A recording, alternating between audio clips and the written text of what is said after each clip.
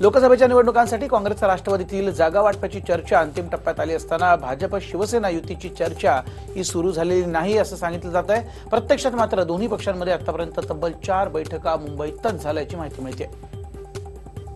तर शिवसेना भाजपमध्ये जागा वाटपाच्या कुठल्याही प्रकारच्या बैठका झालेल्या नाहीत। राम मंदिर आणि हिंदुत्वाच्या मुद्द्यावर आकस्मिक निर्णय भाजप सरकारने घेतला तर युतीच्या संदर्भात शिवसेना विचार करेल असं वक्तव्य मनोहर जोशींनी केलं।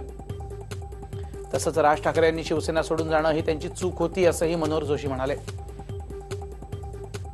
तुळजापूर मंदिरात गर्भगृहात घुसून तुळजाभवानीचा चरणस्पर्श करून 2 महिलांनी परंपरा मोडली आणि याआधी महिलांना गाभाऱ्यात प्रवेश होता, मात्र त्या देवीचा अभिषेक करू शकत नव्हत्या। तो अधिकार फक्त पुजाऱ्यांनाच होता। आता हीच परंपरा या महिलांनी मोडून काढली। जालन्यामध्ये संभाजी भिडे यांच्या विरोधात विरोध प्रदर्शन करणाऱ्या भारिप बहुजन महासंघाचे जिल्हाध्यक्ष दीपक ढोके, विजय लहानेंसह 8 ते 10 कार्यकर्त्यांना पोलिसांनी ताब्यात घेतलंय। यावेळी मामा चौक आणि बडी सडक रोडवरती आर्य समाज मंदिरासमोर लाठीचार्ज केल्याचा आरोप कार्यकर्त्यांनी केला। जालन्यात सभेसाठी आलेले संभाजी भिडे हे जेवण करण्यासाठी जात असताना त्यांच्या समर्थकांनीच त्यांना संरक्षक साखळी केली आणि त्यांना सुरक्षित बाहेर काढलं।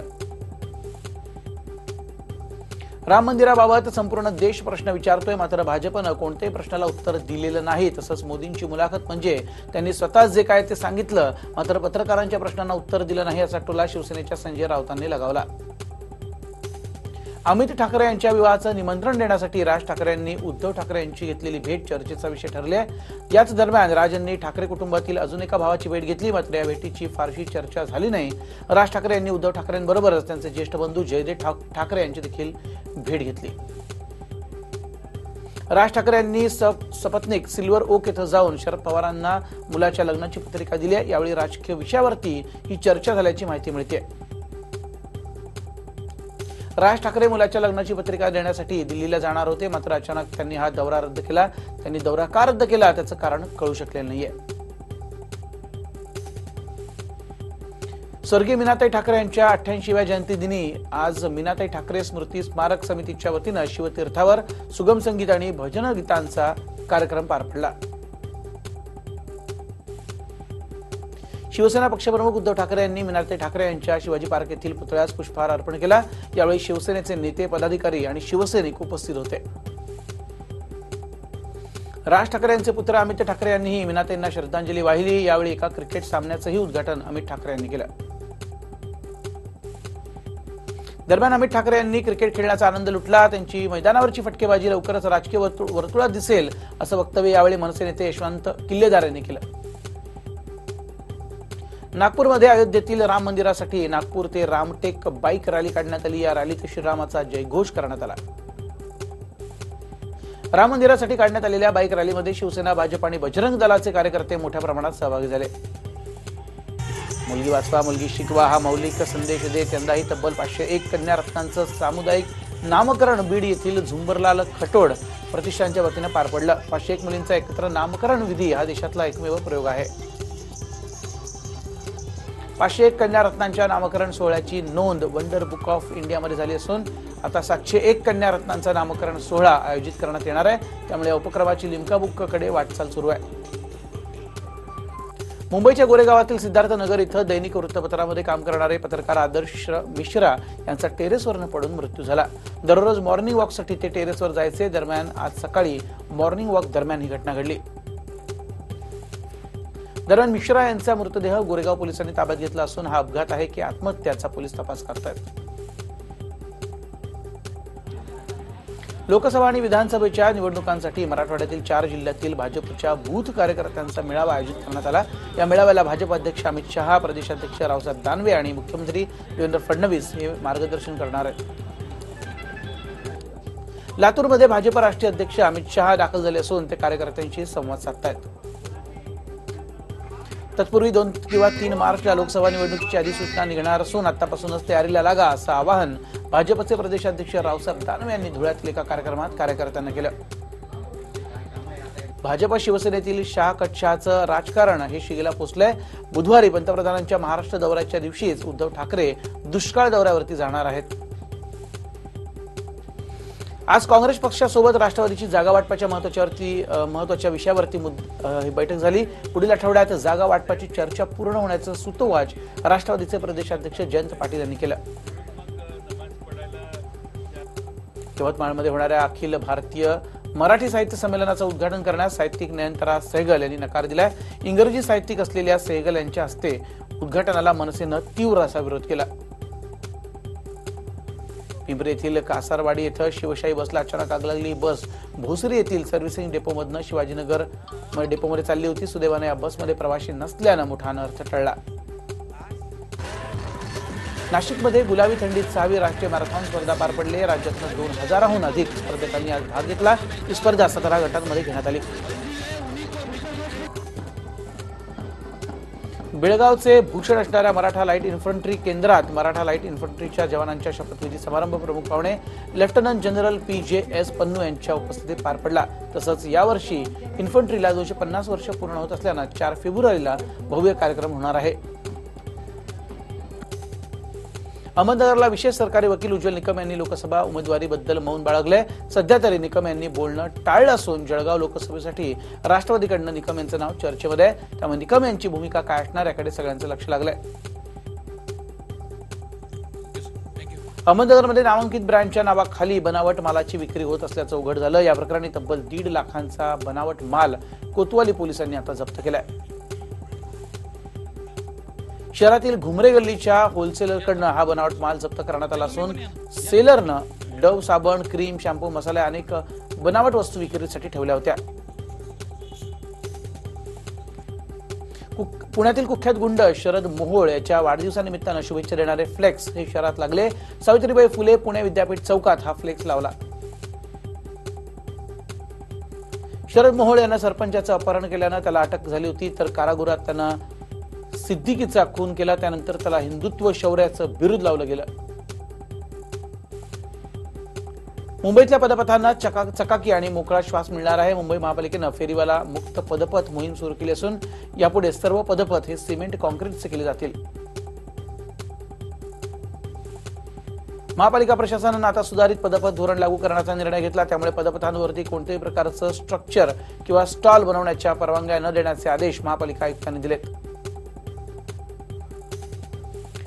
पोलीस दलात काम करणाऱ्या सुरेश करकटेंना शासनाकडनं वरळी येथील पारिजात इमारतीत 6व्या मजल्यावर घर मिळालं होतं। मात्र 2017 मध्ये करकटे सेवानिवृत्त झाले, त्यासाठी त्यांना घर खाली करण्याची नोटीस देण्यात आली होती। मात्र वरळी पोलिसांनी करकटे कुटुंबाला बाहेर न काढताच घर सील करून टाकल्यानं पोलिसांच्या कामगिरीवरती नाराजीचा सूर उमटतोय।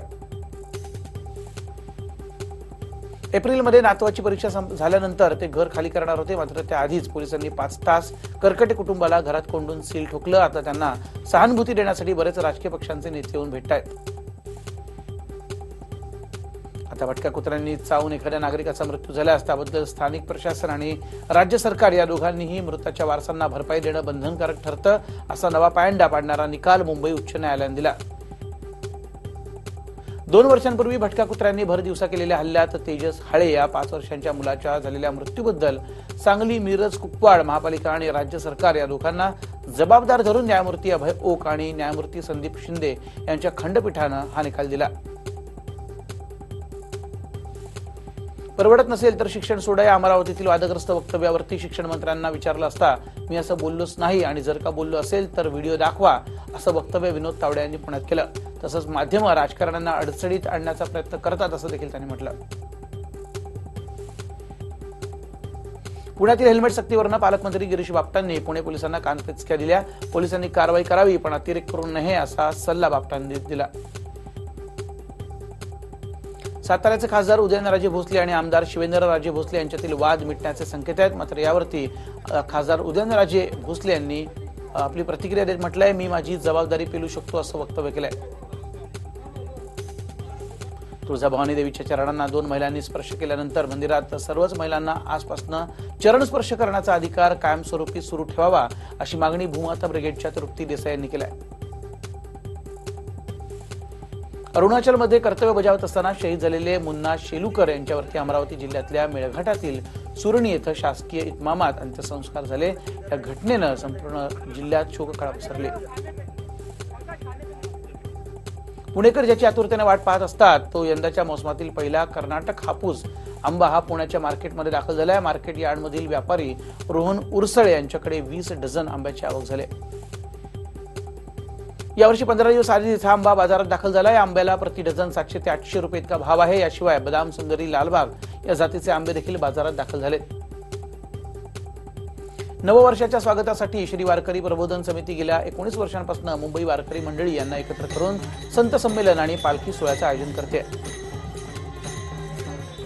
श्रीराम मंदिर, कॉटन ग्रीन ते वडाळा येथील विठ्ठल रुक्मिणी मंदिरापर्यंत टाळ, मृदुंग, वीणा हाती घेऊन वाजत गाजत पांडुरंगाच्या गजरात भव्य दिव्य पालखी काढण्यात आली। यात भाविकही भक्तिभावाने सहभागी झाले। सीआयएसएफ म्हणजे केंद्रीय औद्योगिक सुरक्षा दलाच्या सुवर्ण जयंती महोत्सव वर्षानिमित्तानं खारघर येथे मॅरेथॉनचं आयोजन करण्यात आलं। यात 10 किलोमीटर पर्यंत शर्यतीचं आयोजन झालं। चाळीसगावमध्ये कबड्डी स्पर्धेचं आयोजन करण्यात आलं। यावेळी डॉक्टर अमोल कोल्हे यांच्यासह अनेक मान्यवरांनी या स्पर्धेच्या उद्घाटनाच्या वेळी हजेरी लावली। दरम्यान शाळांमध्ये दुसरे छत्रपती अर्थात संभाजी महाराजांचा इतिहास शिकवला जात नाही ही खंत यावेळी डॉक्टर अमोल कोल्हे यांनी बोलून दाखवली। यावेळी कोल्हे यांच्या चाहत्यांनी त्यांना पाहण्यासाठी अलोट गर्दी केली। लातूर येथील एकुरगा इथं ऊसाच्या शेतीला आग लागल्यानं 5 एकरावरील ऊस जळून खाक झाला। शॉर्ट सर्किटमुळे ही आग लागली असल्याचं बोललं जात आहे। शहापूर तालुक्यातील उंबरमाळी भागात बोरवेलचं पाणी न हापसता बाहेर पडत आहे। या घटनेची सर्वत्र जोरदार चर्चा असून शहापूरचे आमदार पांडुरंग बरोरा यांनी प्रत्यक्ष घटनास्थळी जाऊन त्या बोरवेलची पाहणी केली। शिवाजी महाराजांची भवानी तलवार अजूनही लंडनमधील अल्बर्ट म्युझियममध्ये ठेवण्यात आली, मात्र ती आपल्याला परत मिळेल की नाही यात अजूनही शंका आहे। त्यामुळे याच भवानी तलवारीची प्रतिकृती जिजाबाई यांचे वंशज इतिहास अभ्यासक आणि लेखक नामदेवराव जाधव यांनी बनवून घेतली। आज रविवारपासून भाजपनं दलित समाजाला आकर्षित करण्यासाठी भीम महासंगम या कार्यक्रमाचं आयोजन केलं आहे। दिल्लीत आयोजित या कार्यक्रमांतर्गत एकाच भांड्यात 5000 किलो खिचडी तयार करण्यात आली। ही खिचडी प्रसिद्ध शेफ विष्णू मनोहर यांनी तयार केली। यामार्फत सामाजिक समानतेचा संदेश देण्याचा भाजपचा प्रयत्न आहे। या रॅलीद्वारे भाजप एकाच वेळी सर्वात जास्त खिचडी शिजवण्याचा विश्वविक्रम करण्याचा प्रयत्न आहे। दरम्यान या खिचडीचा लाभ अनेकांनी घेतला। पंतप्रधान मोदी यांनी आज भाजपच्या बूथ कार्यकर्त्यांशी संवाद साधला। यात आंध्र प्रदेशच्या अनंतपूर, कडप्पा, कुर्नूल, नरसरापेट आणि तिरुपती जिल्ह्यातील भाजपचे बूथ कार्यकर्त्यांनी व्हिडिओ कॉन्फरन्सिंगच्या द्वारे मोदींशी चर्चा केली। मजबूत बूथ आणि बूथ बूथच्या विजयानं सरकार बनते या वाक्यानं मोदींनी सुरुवात केली। ज्या लोकांनी एनटीआरला एकदा नाही तर 2 वेळा धोका दिला त्यांच्याकडनं आपण काय अपेक्षा करू शकतो असा टोला काँग्रेसला मोदींनी हाणला। सकाळी दिल्लीवरनं अमित शहा हे दमन एअरपोर्टवरती दाखल झाले। यावेळी त्यांचं स्वागत करण्यात आलं। त्यानंतर तिथून ते सिल्वासाला दाखल झाले। राफेल करारात चारण्याचा देखील घोटाळा नसून काँग्रेस खोटं आरोप लावत असल्याचं अमित शहा यांनी म्हटलं। सिल्वासामधील जाहीर सभेत ते बोलत होते। राहुल गांधी यांच्याकडनं संस्काराची अपेक्षा नसून ते केवळ डोळा मारण्यापुरतेच आहेत अशी टीका स्मृती इराणी यांनी केली आहे। दिल्लीतील आयोजित भाजपच्या पत्रकार परिषदेत त्या बोलत होत्या। काँग्रेस आमच्या सोबत असेल की नसेल हा निर्णय मी आणि मायावती मिळून घेऊ असं अखिलेश यांनी आता स्पष्ट केलंय।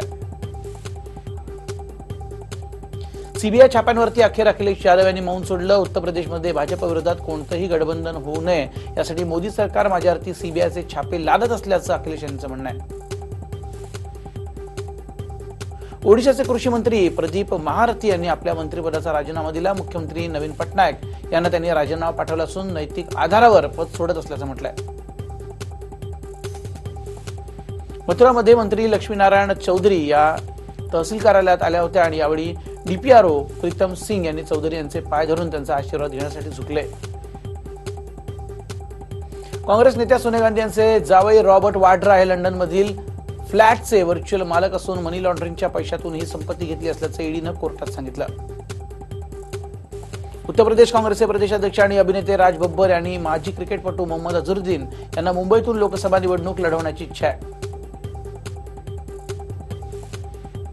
कर्नाटकच्या उडप्पीमध्ये भव्य मोर्चा काढण्यात आला। उडप्पीमध्ये मालपे पोर्टवरनं गेल्या 2 आठवड्यांपासून बेपत्ता झालेल्या 7 मच्छीमारांना शोधण्याची मागणी मोर्चेकरांनी केली।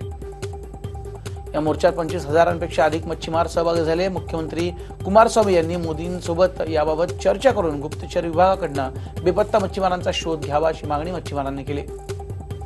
ग्रेटर नोएडामध्ये ट्रकमधून मोबाईल चोरणाऱ्या टोळीला अटक झाली आहे. या टोळीच्या 4 चोरट्यांकडून 1.31 कोटींची तब्बल 1,305 मोबाईल जप्त केलेत. उत्तर प्रदेशच्या संभल भागातील धुमा दीपपूर गावात 2 सख्या बहिणींचे झाडाला गळफास घेतलेले मृतदेह आढळले. शनिवारी रात्री या दोघींचे आईसोबत भांडण झालं आणि या प्रकरणामागे हत्येचा संशय गावकऱ्यांकडून व्यक्त होत आहे. आसाममध्ये चिरंग दिग्विजय फेस्टिवलचं आयोजन करण्यात आलेलं होतं. यावेळी मलायका अरोरासह अनेक दिग्गज आले होते. हिमाचल प्रदेशमध्ये बर्फवृष्टी होत असल्यानं 5 राष्ट्रीय महामार्ग वाहतुकीसाठी बंद करण्यात आले. त्यामुळे ठिकठिकाणी वाहनांची अलोट गर्दी आहे.